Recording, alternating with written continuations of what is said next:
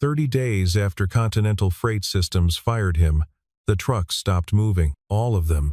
Across 11 states, GPS pins froze mid-route. Warehouse doors sat open with nothing coming through. In the Denver Operations Center, screens bled red, and nobody in the room, not the new consultants Gary Nolan had flown in from Chicago, not the engineers hunched over terminals since 4 that morning, could tell Emily Sanders why. Then, buried in an error log nobody could parse, a single line surfaced. A name none of them recognized. David Turner.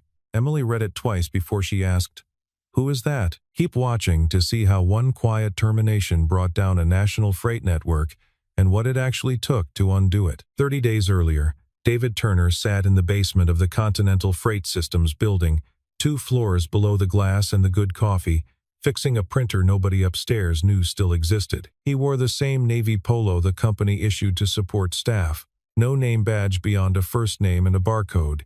He'd worked there 8 years. Almost nobody could have told you what he did before that. At 9 that morning, an all-staff email went out. Mandatory meeting, main auditorium, 10 o'clock. David went because everyone went. He sat in the back row, arms crossed loosely, watching Gary Nolan take the stage in a suit that fit too well for a man who'd been VP of operations for exactly 14 months. "Continental is entering a new era," Gary said, and the words came out smooth, rehearsed. "We've partnered with Ridgeline Consulting Group to modernize our infrastructure from the ground up. That means new tools, new processes, and yes, some restructuring." The restructuring list went up on the screen behind him. 41 names. David's was 17th. He didn't react. He'd learned a long time ago that the moment you flinch in a room like that, people remember it. He sat still, read his own name once, and then looked down at his hands. Beside him, a younger technician named Ray Doss leaned over and whispered, "That's brutal, man." They didn't even say why. David just nodded. There wasn't anything to say that wouldn't come out sounding bitter, and bitter wasn't something he let himself be in rooms where people remembered things later. Nobody explained why. Nobody from HR pulled him aside to talk about severance formulas or transition packages tailored to 8 years of service. A junior HR coordinator handed him a folder at his desk an hour later and told him security would walk him out at noon. Sandra Fields watched it happen from the hallway outside her office. She'd been at Continental 11 years, long enough to remember David from before he was invisible, though she couldn't have said exactly what before meant. She almost said something. She didn't. Gary Nolan was standing 20 feet away, and Sandra had a mortgage and a son starting college in the fall. At noon, David carried a small box, a coffee mug, a photo of his daughter, a phone charger past the security desk, and out into the Denver cold. The guard at the front, a heavy-set man named Curtis, who'd worked the desk longer than David had worked upstairs, said, "Take care of yourself, Turner," in a voice that meant it. David nodded once. The box balanced on his hip and didn't trust himself to say much back. He didn't look back at the building. He got in his truck, sat for a minute with the engine off, and then drove to pick up Maddie from school early. She was 9. Hair in a ponytail that had come half undone by 2 in the afternoon, backpack heavier than she was. She climbed into the truck and said, "You're early, wanted to see you," David said. "Is that a lie?" "A little bit." She studied him for a second, the way kids do when they're deciding whether to push. She didn't push. That night they made spaghetti together, her stirring the sauce, standing on a step stool, him not mentioning Continental once. After she went to bed, he sat at the kitchen table with the folder HR had given him and didn't open it for a long time. Sandra Fields spent the better part of the next week processing severance files for the 41 names on that list.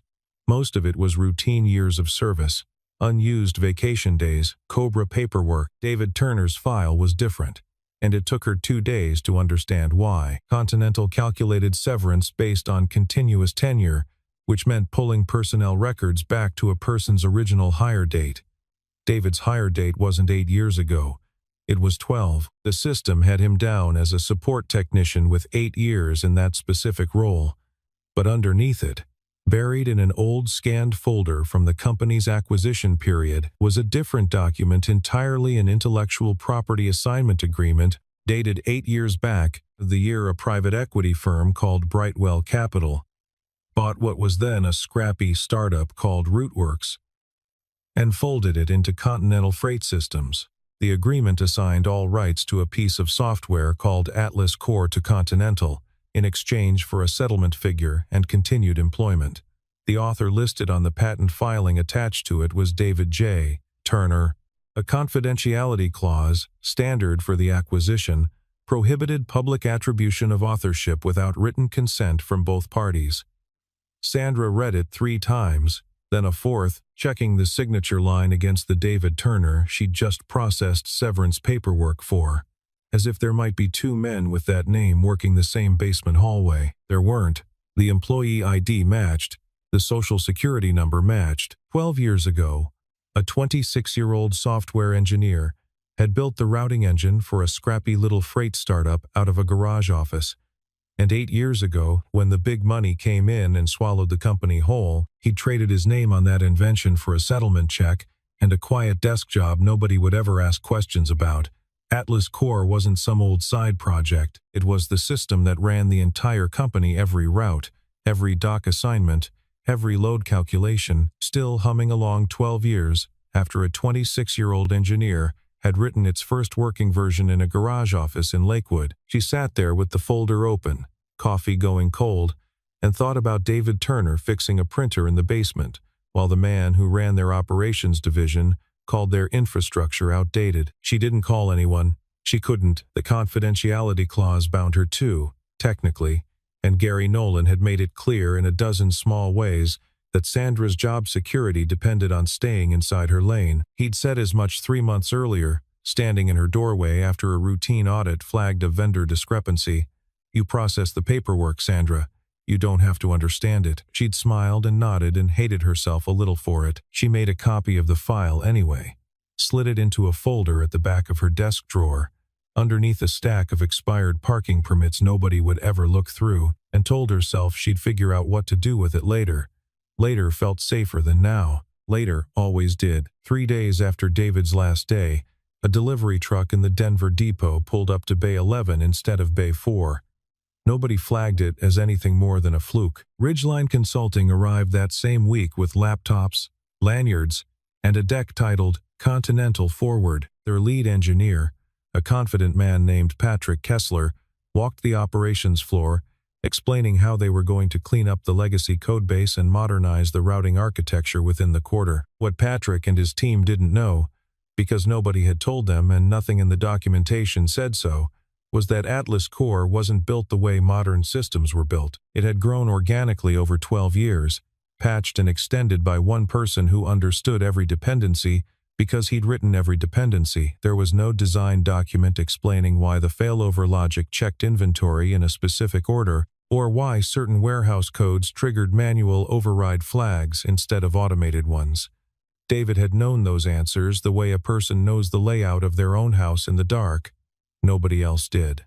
Ridgeline started optimizing. They rewrote the routing tables in clean, modern code, deleted what looked like redundant conditional statements, and congratulated themselves in a Friday status update about reducing technical debt by 19%. Nobody on the team had asked why those conditionals existed in the first place, because nothing in the documentation told them, and the one person who could have told them was 3 weeks gone and unreachable. Within a week, small errors surfaced: a shipment routed to the wrong regional hub, a load manifest duplicated across 2 trucks, and a driver named Ollie Banks sitting outside a locked warehouse in Amarillo for 40 minutes because the system had scheduled his delivery to a dock that had been decommissioned 2 years earlier and, for reasons nobody upstairs could explain, still existed as a valid destination in the old routing tables.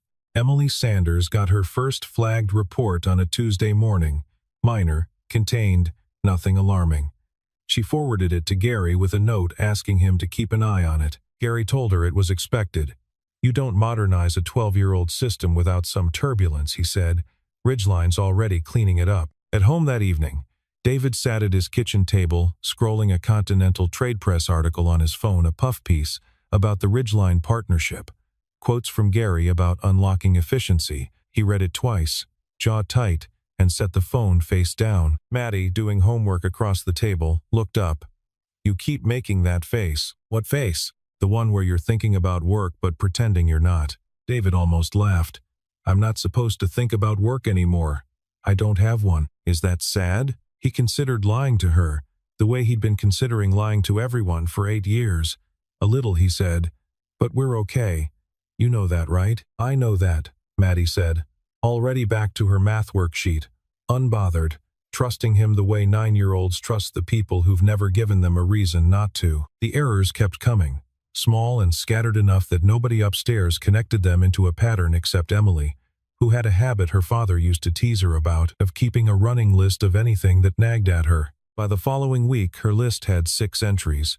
She brought it to a board call, and the pressure she'd been managing from a comfortable distance became something closer to her face. Federal contracts have on-time delivery clauses. Board member Harriet Doyle reminded her, not unkindly, but not gently either. If Continental starts missing them because of a system transition you approved, that's not a Ridgeline problem. That's a you problem. I'm aware, Emily said. Then be aware fast, Harriet said. Your father ran this company for 26 years without a single missed federal deadline. That's the bar people are going to hold you to, whether it's fair or not. Emily said she'd handle it. She wasn't entirely sure that was true. She confronted Gary directly for the first time that Thursday, in his office, door closed. I want a straight answer, she said. Is Ridgeline making this better or worse? Better, Gary said. Too fast. It's a transition period.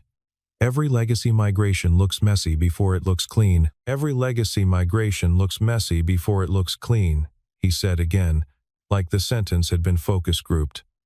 I've got Ridgeline doing nightly stability reports. I'll forward you tonight's. Send it to the whole board, Emily said.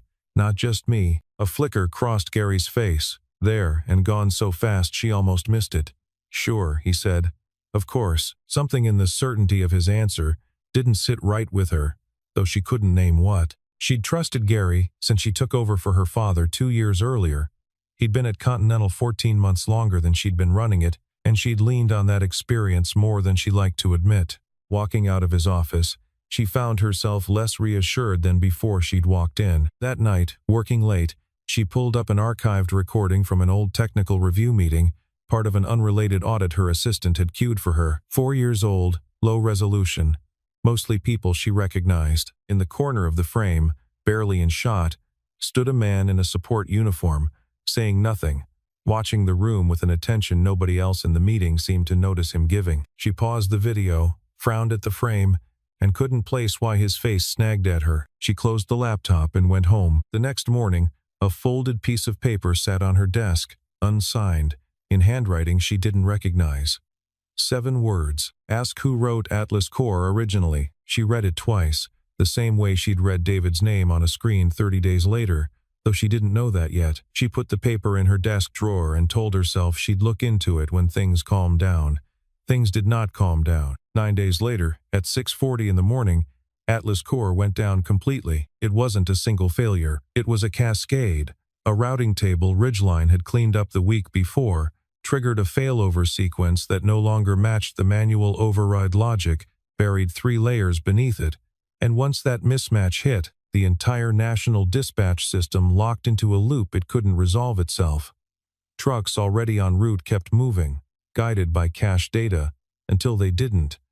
New shipments had nowhere to go. By 7:30, the Denver operations floor looked like a building during a fire drill nobody had scheduled. Emily got the call at her apartment, still in yesterday's clothes, and was in the building by 8. The operations floor looked like nothing she'd seen there before. Phones ringing on every desk. Dispatch coordinators standing instead of sitting, a wall-mounted map of the country, lit up almost entirely in red, where it should have been a scattered handful of green dots moving steadily east and west. Patrick Kessler and his team were standing over 3 separate terminals, talking over each other, none of them able to explain what had actually broken, only that it had broken everywhere at once. Gary hovered near Emily's shoulder, saying words like temporary and contained that didn't match anything on the screens. How many trucks are stopped right now? Emily asked, flat. Nobody answered right away. Finally, a dispatch lead said, "Best guess, ma'am, around 4,000. Emily closed her eyes for exactly 1 second, then opened them and went to her office. By 10, Emily had had enough of words that didn't match screens. She went back to her office, opened the drawer, and found the folded note still sitting where she'd left it. Ask who wrote Atlas Core originally. She didn't call anyone from IT. She drove. She found the address through an old expense report reimbursement file. David had once submitted mileage for an off-site meeting years back, and the address hadn't been updated since. Lakewood, a modest street lined with maples just starting to turn. She parked, sat for a second gathering whatever nerve the morning had left her, and walked up to the door. David opened it in a flannel shirt, sleeves pushed up, a dish towel still in one hand. He looked at her, the CEO of the company that had walked him out 3 weeks earlier, standing on his porch, and for a moment neither of them said anything. "Miss Sanders," he finally said. "Emily," she said. "Can I come in?" Behind him, Maddie appeared in the hallway, curious, half hidden behind the doorframe the way kids do when they sense something adult happening. David glanced back at her, then at Emily, and something in his face closed. "I don't think that's a good idea," he said. "The whole system's down," Emily said. "National. 4,000 trucks stopped on the road right now. I don't know what's happening and nobody in that building can tell me." "I heard," David said. "I don't work there anymore." "I know. I'm asking anyway. You fired me a month ago without a word of explanation, and now you're on my porch asking me to fix the thing you fired me for building." His voice wasn't angry. It was tired, which was somehow worse. "I didn't know what I was firing," Emily said. "I know that's not a good enough answer. It's the true one." He looked at her for a long moment, long enough that she thought he might actually say yes. Then he shook his head, quiet and final. "I'm sorry. I've got my daughter." He closed the door gently, not slamming it, which somehow made it worse. Emily stood on the porch for a second before walking back to her car, the maples rustling overhead, the whole weight of a broken national network sitting in her chest with nowhere to go. She drove back to the office with more questions than she'd arrived with, and one thought she couldn't shake. A man who'd been fired without explanation had just been more composed about the whole thing than she was. Back at Continental, she found Sandra in the HR wing, still at her desk well past 6. Emily closed the door behind her. "I need you to tell me what you know about David Turner," Emily said. "All of it." Sandra's hands went still on her keyboard. "Why?" "Because I drove to his house tonight and he wouldn't come back. And something about the way he said it made me think he had every right not to." Sandra hesitated exactly as long as it took to decide the mortgage, and the sons starting college didn't matter as much as she'd told herself they did. She opened her desk drawer and slid the folder across. Emily read it standing up, then sat down halfway through, then read it again. The IP assignment, the patent filing, the confidentiality clause, 12 years of a system built by one person who Continental had, 8 years ago, quietly agreed to erase from its own history in exchange for a settlement and a support desk job. "Does Gary know any of this?" Emily asked. "I don't think he knew who David was," Sandra said carefully. "I don't think that's why he was on the list. I think he was just a name in a headcount reduction. Gary needed to hit a number." Emily sat with that for a second, the idea that the man who might have saved them had been erased not by malice, but by a spreadsheet nobody bothered to double-check. Almost worse, somehow. "But there's something else," Sandra said, and this was the part she hadn't planned on saying out loud, the part she'd been sitting on since a vendor onboarding form crossed her desk 2 weeks earlier. Ridgeline Consulting. The parent entity on their contract paperwork is called Coldwater Strategic Partners. I processed a background check on their principal for vendor compliance last month. She paused. "His last name is Nolan. Trent Nolan. Gary's brother-in-law." Emily felt something settle into place, cold and certain. "Gary brought in his own family's firm and signed the contract himself," Sandra said.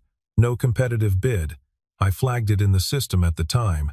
It got overridden 2 days later. Sign-off from Gary's office directly." "Why didn't you push it further?" Sandra's jaw tightened, not from anger at the question, but from 3 years of swallowing versions of it. "Because the last person who pushed something like that past Gary Nolan was reassigned to the Tucson warehouse inside a month.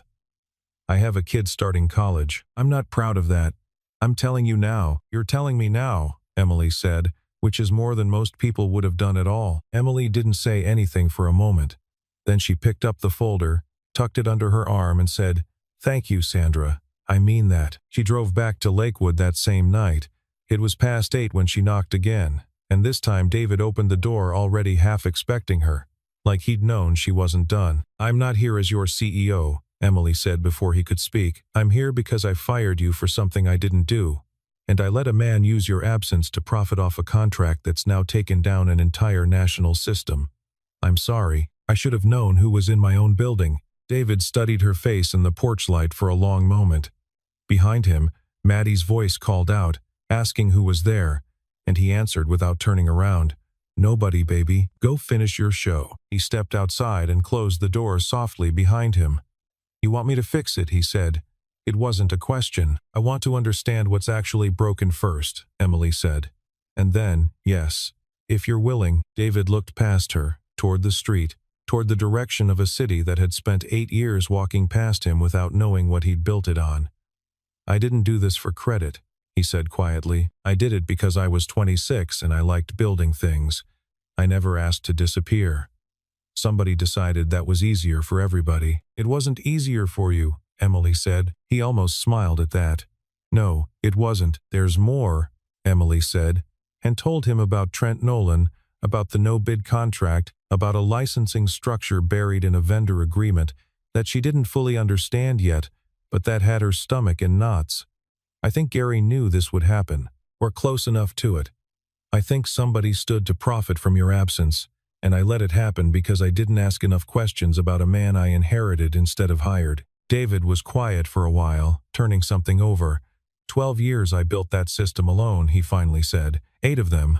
I watched it from a basement, and I told myself it didn't matter who got the credit as long as it kept working, but somebody just tried to break it on purpose, for money, and use my own work as the excuse." His voice hardened, just slightly.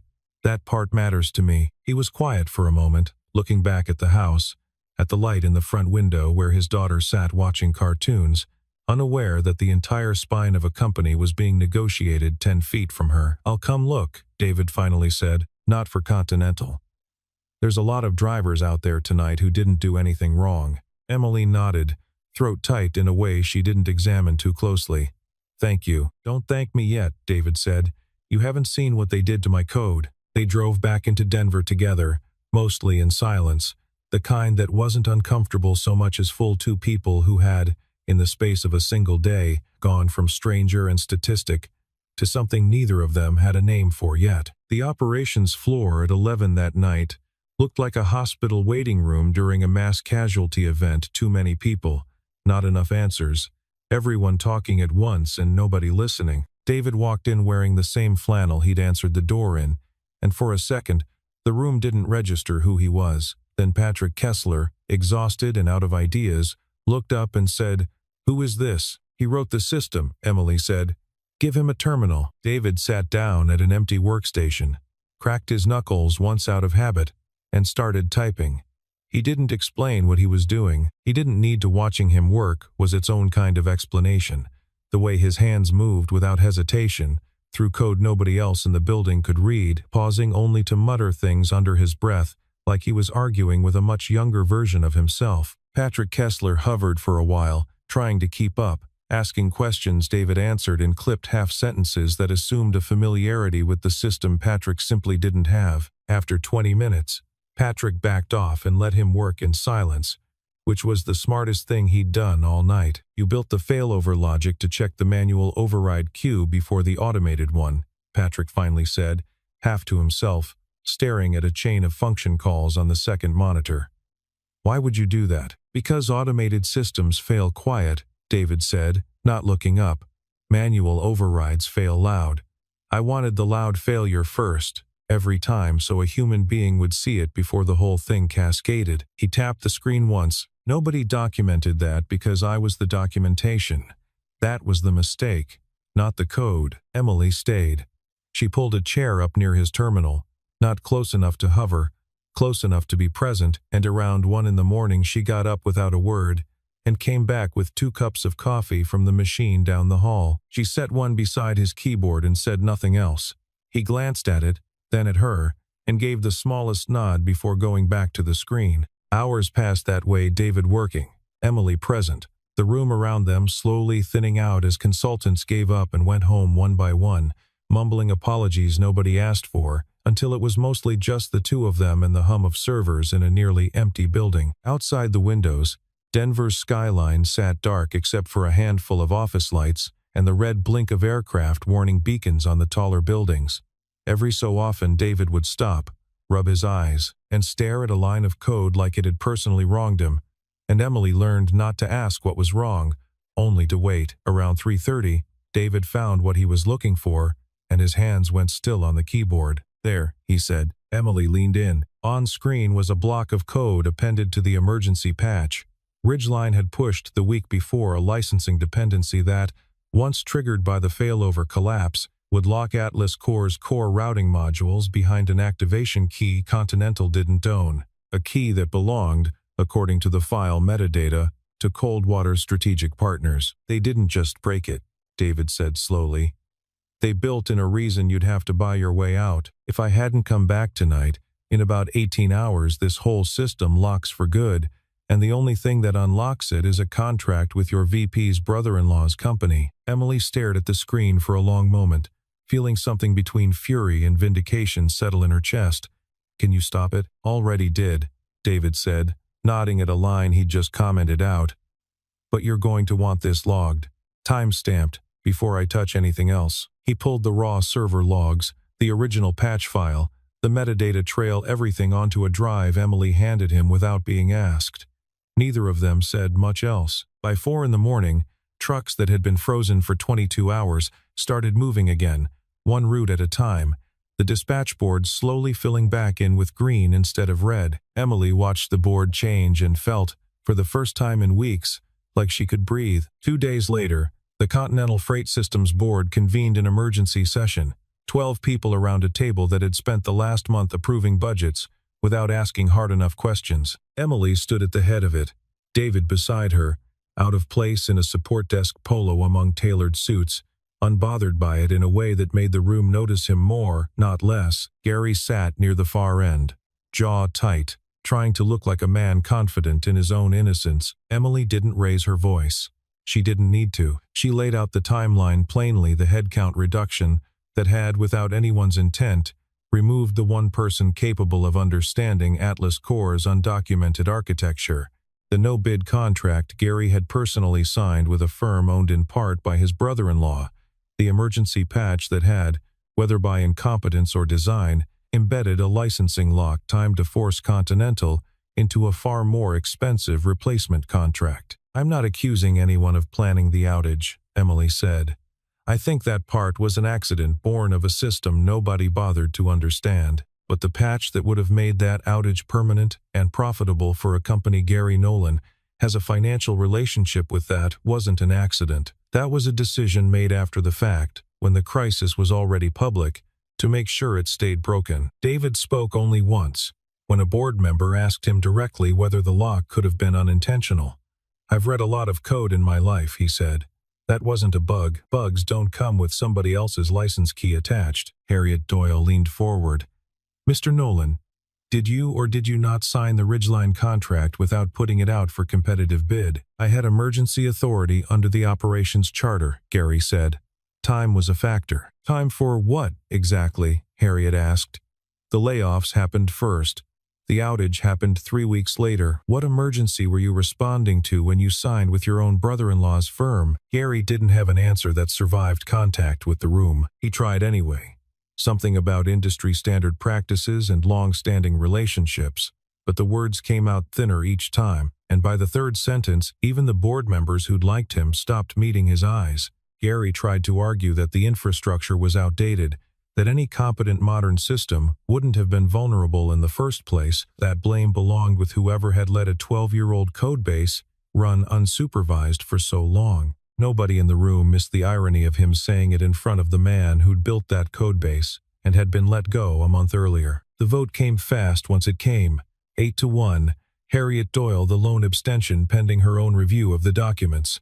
Gary's employment was terminated before lunch. Legal was already drafting a referral to the district attorney's office regarding the undisclosed vendor relationship and the licensing lock, which, whatever else it was, looked a great deal like extortion dressed up as a service contract. David stood at the back of the room as it emptied out, watching people who'd walked past him in a basement hallway for 8 years, suddenly needing to shake his hand, to say they'd always thought there was something different about him, to ask if he remembered them from the cafeteria. He was polite about it.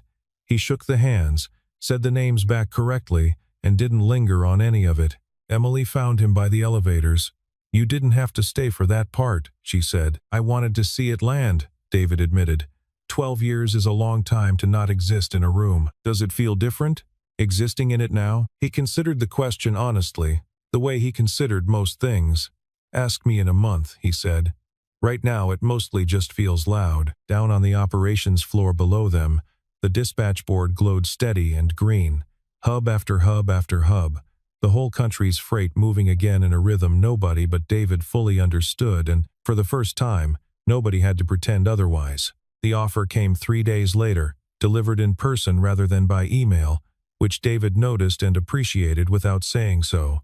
Chief Technology Officer, full authorship credit on Atlas Core, retroactive and permanent, with the old confidentiality clause formally dissolved. A seat, if he wanted it, on the technical steering committee that would decide how the company handled its next decade of infrastructure. David didn't answer right away.